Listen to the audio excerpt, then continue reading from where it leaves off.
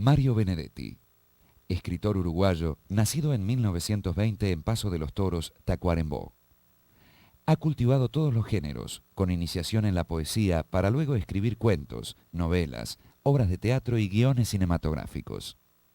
Entre sus obras más importantes se encuentran Poemas de oficina, Montevideanos, La tregua, Gracias por el fuego y La borra del café. En los años 70 se exilió en Buenos Aires, Lima, La Habana y España. En la actualidad, reside alternativamente en Montevideo y Madrid.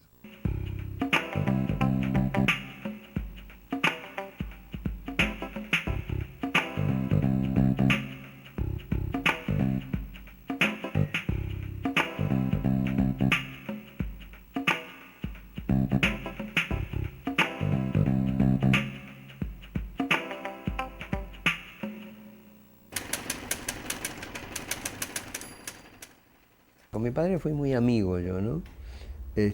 Mi madre también, ¿no? Con mi madre también me llevé bien, pero yo me sentía más cerca de mi padre. Así como mi hermano se sentía más cerca, que es 8 años menor, se sentía más cerca de mi madre, ¿no? Pero creo que los dos nos llevamos bien con los dos, ¿no? Entre ellos no se llevaban muy bien, mi padre y mi madre. Entonces eso también coloreó un poco, con tonos un poco grises, mi infancia, ¿no? No me gustaba cuando discutían así tan fuerte. Además, tenía un nivel cultural bastante grande, ¿no? Mi padre era un profesional, como te digo, era químico, enólogo, todo. Y mi madre ni siquiera había terminado primaria, ¿no? Igual leía todo eso, pero no es lo mismo, había un desnivel inicial, ¿no? Para mí fue importante esa primaria en el colegio alemán. Fueron mis primeras experiencias así de amistad, de fraternidad con otros chicos, ¿no? Porque cada clase se dividía en A y B. Había un cuarto A, un cuarto B, un quinto A, quinto B. En la clase A estaban los niños que en su casa hablaban alemán y en la clase B los que hablábamos español. Porque era, claro, una distinta forma de enseñar, estaba bien eso. Pero entonces nos teníamos una tirria, los de la A con los de la B, que cuando salíamos al recreo eran unas batallas campales que teníamos. Pero entonces eso también generaba una solidaridad, una cosa de equipo, ¿no? Con lo de los otros compañeros de la clase B, ¿no? Entonces yo, que fui muy buen alumno y los 3 últimos años con Kempis Vidal, que es un químico muy conocido acá, profesor, éramos, en la clase nuestra éramos los 2 que sacábamos los premios en los últimos 3 años, pero en conducta yo era horrible. Siempre me ponían las notas más bajas porque era muy peleadora, así, horrible. Y bueno.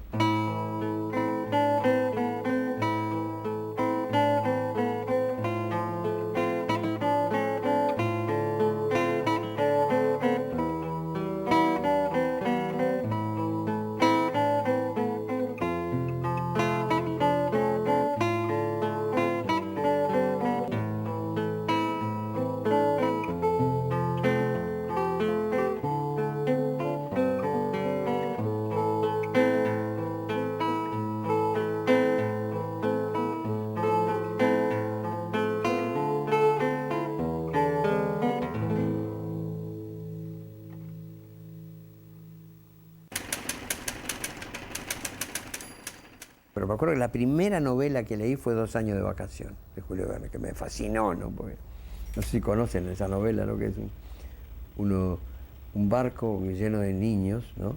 Así entre 8 y 14 años más o menos, que van a salir de excursión. Y de repente se rompen las amarras, una cosa inventada, claro, se rompen las amarras en el momento que los que dirigen la cosa están en tierra y el barco se va, ¿no? Se va solo con los niños. Hasta que llegan a una isla y ahí, bueno, se desembarcan todos los niños y se organizan como una sociedad de adultos, con ministros, que dirigen deporte, imitando así como una parodia de la sociedad adulta, ¿no? Y es lindísima, es una novela preciosa. Principalmente principalmente al ser una obra tan amplia, porque Benedetti es poeta, cuentista, narrador, ensayista, ha escrito guiones cinematográficos. Eso, bueno, ya hace que por ahí, para hablar más específicamente, quizás habría que hacer un recorte sobre determinada zona de su obra para saber exactamente la importancia, bueno, de, por ejemplo, la narrativa. Pero a nivel general creo que la importancia más grande que tiene su obra justamente es este rasgo de pluralidad y multifacético, porque es uno de los pocos escritores en América Latina que escribió y trabajó géneros literarios tan diferentes y registros tan diferentes. Y por otro lado, el hecho de que algunas de sus obras hayan sido traducidas también hace que uno de los temas básicos en la literatura de él, que es lo latinoamericano, o sea, la sociedad latinoamericana, su habla, sus costumbres, su realidad sociopolítica, que eso, al ser traducido, lectores de otros países puedan conocer lo que es América Latina y específicamente Uruguay, es una de las marcas de él, pero también, bueno, de otros autores de América Latina.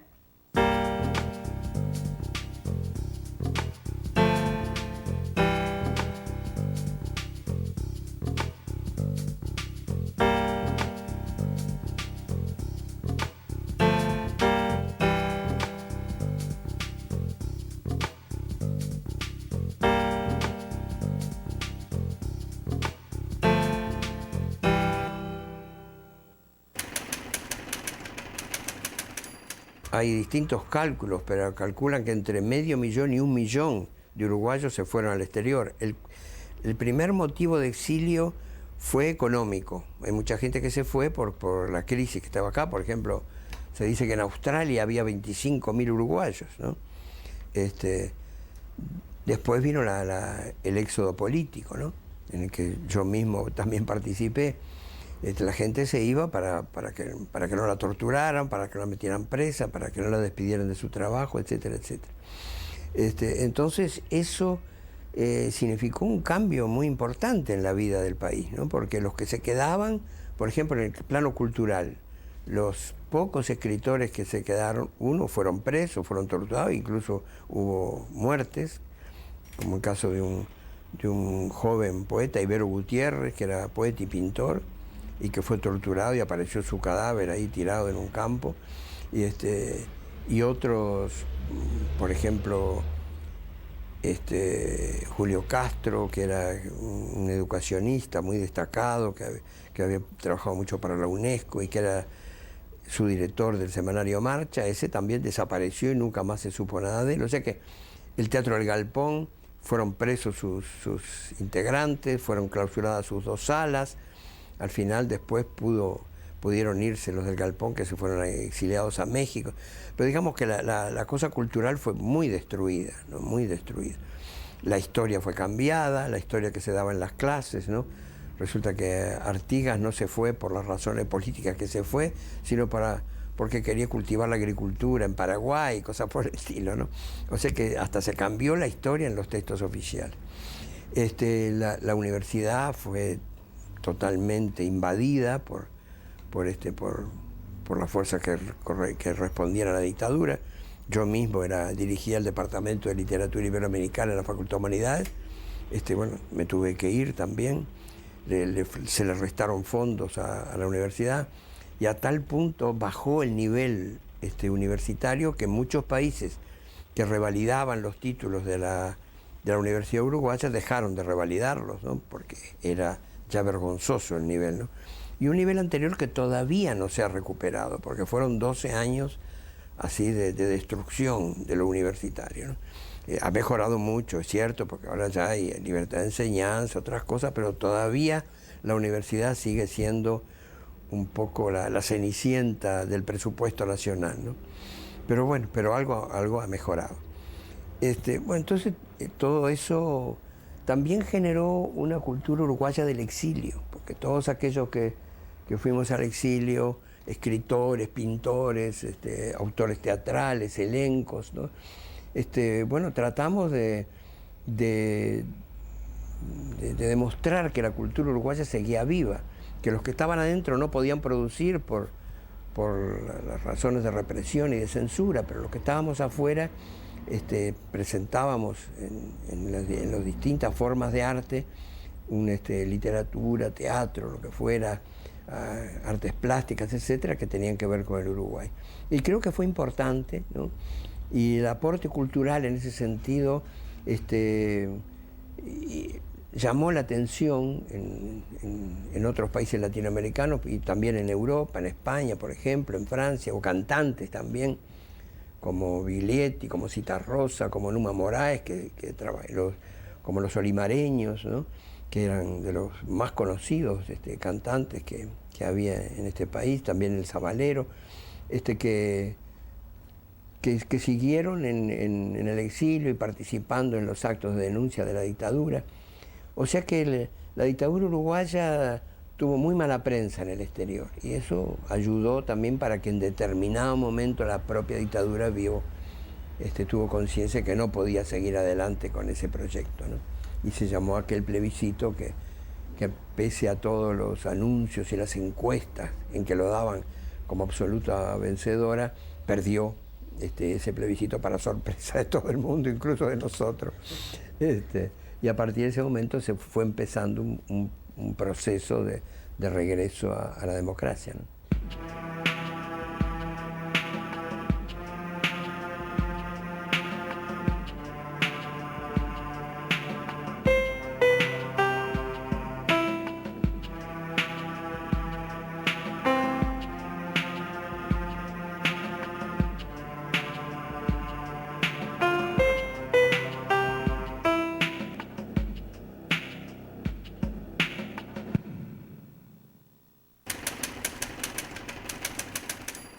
Genera evidentemente dificultades, amarguras, dificultades económicas incluso, ¿no? Porque uno tiene que en cada lugar empezar de nuevo, ¿no? Pero aparte de esas dificultades, yo creo que yo he mostrado tener un poder de adaptación bastante grande, ¿no? En todos lados me adapté, hice amistades, gente que me ayudó mucho.